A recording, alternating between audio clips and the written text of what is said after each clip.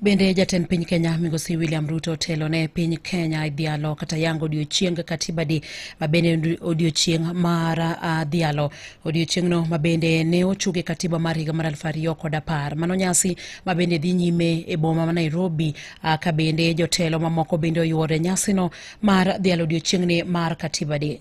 jalup jatend piny Ngire Kithure Kindiki no yudo thuolo mar chiwo twak mare e nyasi no ka bende opoyo mokalo katiba ma pacho kae mabende wacho ni nyaka gie sani osekelo lokruok mathoth ne oganda jo Kenya ka bende pod omedo kwayo jotelo mondo miyo ne ni kinde ka kinde omedo luwo katiba ma pacho kae kendo rito chike duto mabende nitiere katiba ma pacho kae. Jotelo mamoko mabende oyuoro kanyo gin kanyakla kod jaod bura mar Rarieda Otiende Amollo kachiel kod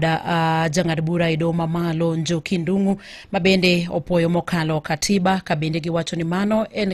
mano ema bende osekelo lokruok makare e pacho kae.